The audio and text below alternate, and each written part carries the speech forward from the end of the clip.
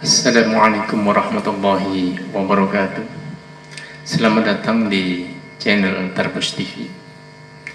Pada video kali ini saya akan membaca bagian kedua buku yang berjudul Zero to Hero karya Sholihin Abu Izzuddin.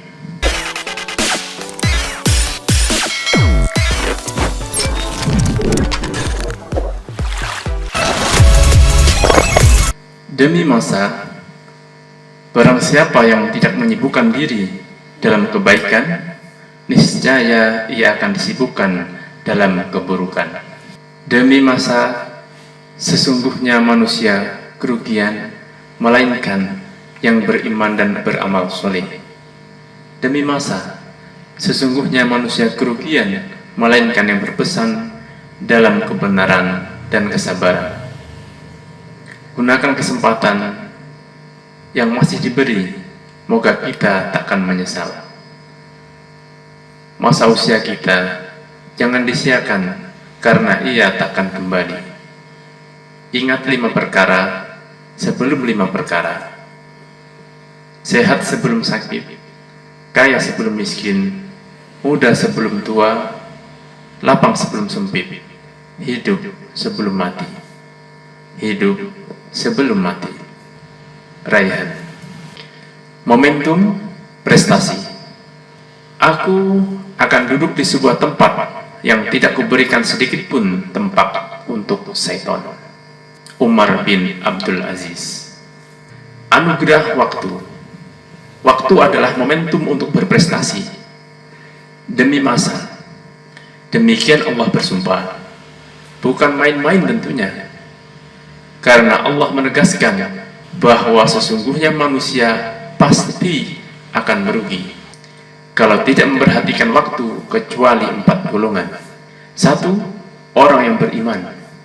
2. Orang yang beramal soleh. 3. Orang yang menasihati dalam kebenaran. 4. Orang yang menasihati dalam kesabaran. Sebagaimana firman Allah Subhanahu wa Ta'ala dalam surat Al-Asr ayat 1 sampai dengan 3. Demi masa, sesungguhnya manusia itu benar-benar dalam kerugian, kecuali orang-orang yang beriman dan mengerjakan amal soleh dan menasihati supaya menaati kebenaran, dan nasihat menasihati supaya menetapi kesabaran. Menyikapi ayat ini, Imam Syafi'i rahimahullah berkata, seandainya manusia memahami ayat ini, cukuplah agama ini baginya. Apa maksudnya? Surat ini merupakan intisari bahwa hidup adalah kumpulan waktu. Yang tidak mampu menggunakan waktu, dialah orang yang dijamin bakal rugi. Persis orang yang sudah mati, karena hidupnya seperti mayat yang beku. Hidup tak sopan, mati bikin bau. Wujuduhu ka'adamihi. Keberadaannya seperti tak ada, karena tak ada gunanya. Tak ada yang menganggap dan menghiraukan. Bahkan banyak yang menyesali dan merutuki. Mengapa orang seperti ini kok masih hidup, malah panjang umur? Kalau dia mati, banyak orang yang bersyukur. Rasulullah SAW bersabda, perumpamaan orang yang mengingat Allah dengan orang yang tidak mengingatnya seperti orang yang hidup dan orang yang mati. Hadis riwayat Bukhari dari Abu Musa Al-Asy'ari. Orang hidup yang sudah mati inilah yang kini banyak berkeliaran, mendominasi, mempengaruhi, dan menebar petaka. Karena kita pun takut karenanya, karena mereka di sekitar kita kadang menjelma menjadi diri kita. Siapa sih yang ingin hidup sekedar pemain figuran, penonton urakan, atau artis murahan tanpa peran jelas? Karena prinsip dan visi misinya tak karuan. Berbagai momentum lewat, kesuksesan minggat, bahagia pun menjelat. Rasulullah SAW bersabda, ada 2 nikmat di mana banyak orang yang tertipu dengan keduanya.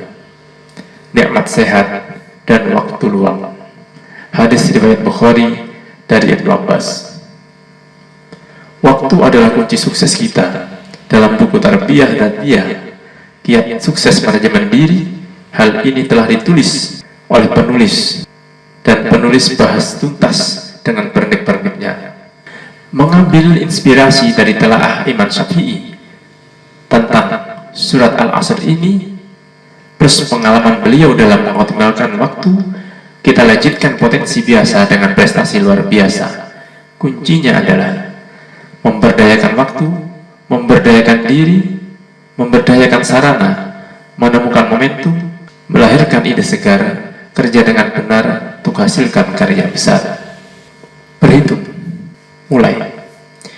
Menurut Nabi, rata-rata umur umatnya sekitar 60 tahun. Waktu kita sama dalam sehari 24 jam. Cara kita menggunakan waktu kita lah yang membuat kita berbeda. Kalau dihitung, masing-masing kita punya waktu yang sama.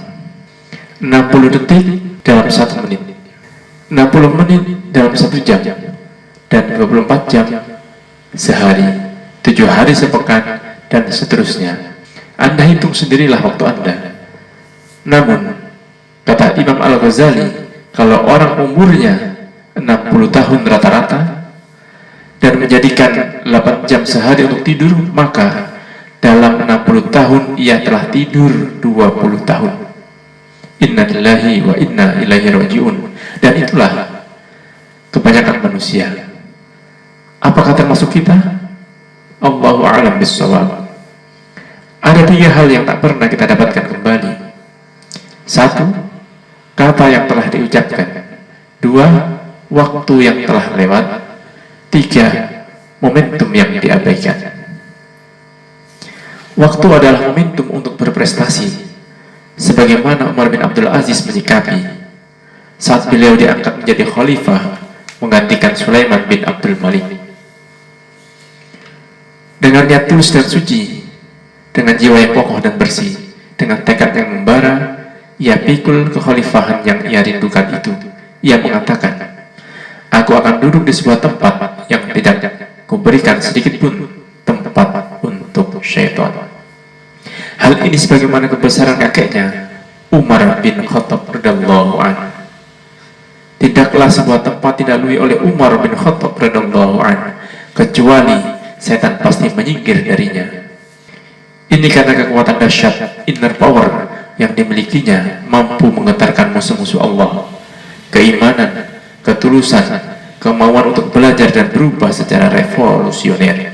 Buku ini bukan buku cerita pelepas lelah pengantar tidur, bukan bacaan hiburan, bukan asal mengumpulkan dan menukilkan. Kami menggali yang terpendam, merangkai yang tercecer, menyusun yang terbengkalai, merawat yang dianggap remeh, dan menyuguhkannya menjadi motivasi dahsyat, insya Allah.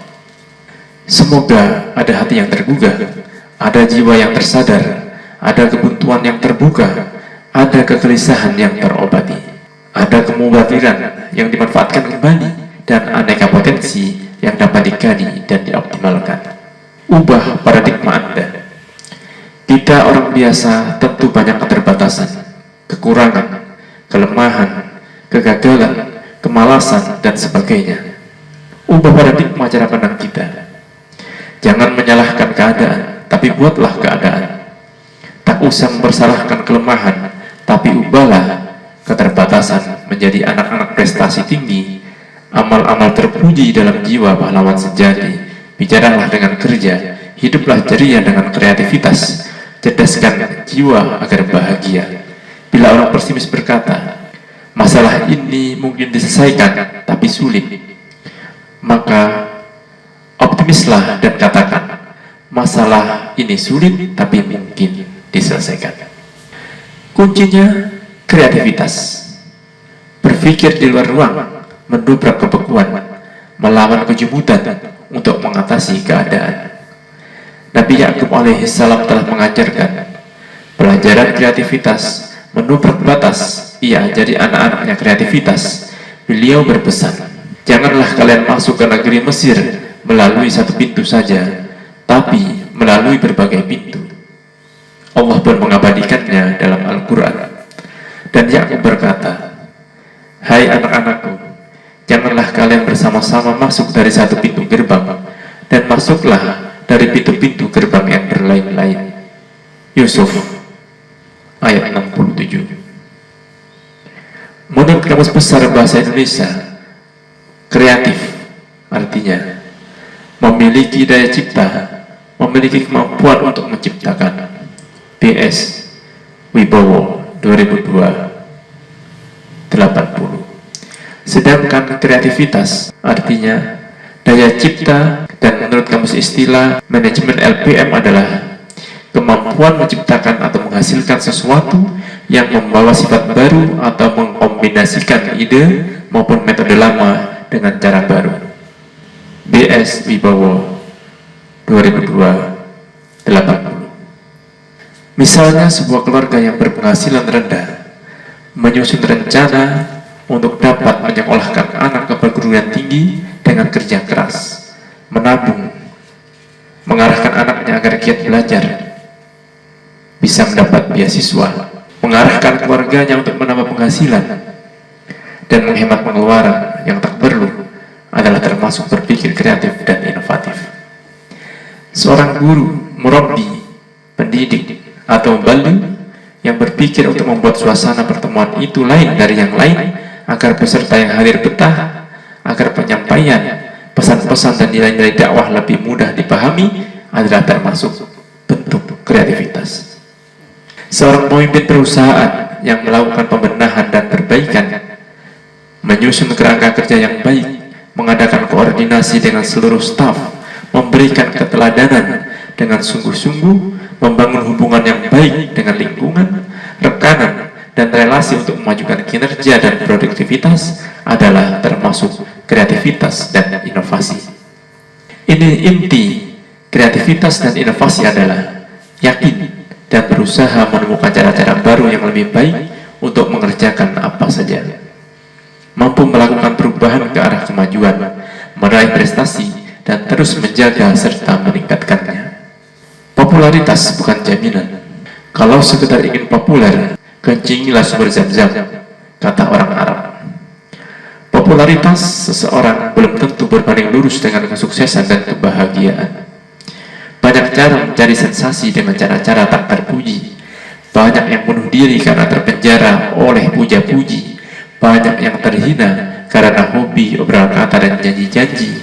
Banyak orang populer mati mengenaskan terpenjara oleh popularitasnya. Masih ingat kisah kembar sejagat atas tragedi kematian Lady Diana bersama Dodi El-Fayed? Dunia seolah tersihir dan mendung. Oknum ibu-ibu majelis taklim di Jakarta pun taklid, ikut bergabung, memberi karangan bunga tanda berduka. Atau kisah tragis tewasnya Nike Ardila dalam kecelakaan yang disinyalir akibat overdosis narkoba. Namanya dipuja, lagunya melegenda, tapi sayang banyak yang lupa pada ulama karismatik dari Jogja, Kiai Haji A.R. Fahrudin, Ketua Umum PP Muhammadiyah. Beliau wafat pada hari-hari itu juga, tapi media tak gempar memberitakannya. Prestasi hakiki bukanlah harta yang melimpah, bukan kedudukan yang tinggi, jabatan yang mentereng, kekuasaan yang besar, atau berbagai atribut duniawi lainnya. Semua itu ujian dan cobaan. Maukah bersyukur? Bisa jadi prestasi itu tak dikenal orang, tak ada sanjungan, pujian, apalagi karangan bunga. Kita pun tidak menyadari itu sebagai prestasi apabila dilakukan dengan tulus hati. Seperti Bilal, terompahnya terdengar di surga, tetap saja ia istiqomah dan enjoy saja dengan amalnya. Juga seorang perempuan yang rajin membersihkan masjid, saat meninggalnya tidak dikabarkan kepada Nabi. Ia tak dianggap karena ia perempuan biasa tanpa prestasi apa-apa, tetapi di mata Nabi wanita itu dihargai. Beliau minta ditunjukkan kuburnya, lalu menyolati dan mendoakannya. Prestasinya sederhana tapi luar biasa, rajin dan istiqomah membersihkan masjid. Cara Nabi menghargai bangsa yang besar adalah yang bisa menghargai para pahlawannya. Slogan Bank Indonesia. Orang yang cerdas dan sensitif akan mampu berempati dan menghargai terhadap nilai prestasi. Seperti seorang sahabat Nabi, Julaibib namanya, Ia berkedudukan dan tidak diketahui nasabnya. Atribut kemiskinan lebih akrab bersamanya. Saking miskinnya, keinginan menikah pun pupus darinya. Di balik kemiskinannya, ia rajin berzikir, tak pernah absen dari shaf pertama dalam sholat berjamaah, dan aktif dalam berbagai medan pertempuran. Suatu hari ia melintas di hadapan Nabi. Nabi menyapa akrab, seraya bertanya, "Hai Julaibib, kamu tak ingin menikah?" Ia pun menjawab, "Wahai Rasulullah, siapa yang mau menikah denganku yang tak punya harta maupun kedudukan?" Berkali-kali Nabi menanyakan hal itu dalam berbagai kesempatan, hingga suatu saat ia diutus menemui sebuah keluarga untuk meminang putri keluarga tersebut menjadi istrinya. Ayah sang gadis tak berkenan menerima pinangannya. Mendengar penolakan orang tuanya terhadap sahabat yang dipercaya Nabi untuk meminangnya, maka sang gadis berkata kepada kedua orang tuanya, "Pantaskah ayah dan ibu menolak permintaan Rasul?" "Tidak, demi Allah yang jiwaku ada dalam kekuasaannya." Akhirnya diterimalah pinangan itu dan terwujudlah rumah tangga yang dibangun di atas landasan takwa dan ridhonya. Seruan jihad pun berkumandang. Julaibib ikut aktif dalam peperangan dan berhasil membunuh 7 orang kafir sebelum ia sendiri syahid di jalan Allah. Rasul memeriksa nama-nama sahabat yang gugur dan para sahabat melaporkan nama-nama mereka, tetapi mereka lupa kepada Julaibib sehingga tak disebutkan di hadapan Nabi, sebab ia bukan orang yang terpandang apalagi terkenal. Namun sebaliknya, Rasulullah ingat Julaibib, sama sekali tak melupakannya. Beliau tetap ingat, namanya lekat dalam benaknya, tapi aku merasa kehilangan Julaibib, kata Nabi. Akhirnya beliau menemukan jenazah Julaibib dalam keadaan tertutup pasir.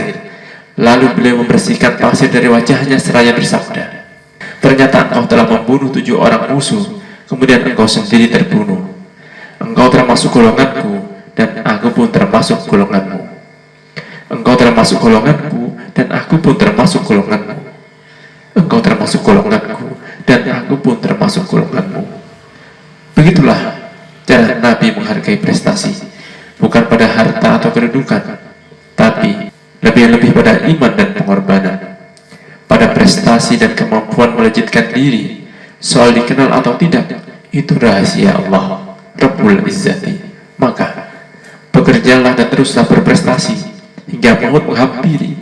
Pahlawan sejati bukanlah kolektor atribut duniawi, hanya keridhaan Allah yang dicari. Al-Quran menegaskan, "Dan bekerjalah, maka Allah, Rasulnya, dan orang-orang yang beriman yang akan melihat pekerjaan itu." Quran Surat At-Taubah ayat 105. Allahu a'lam bishawab. Wassalamualaikum warahmatullahi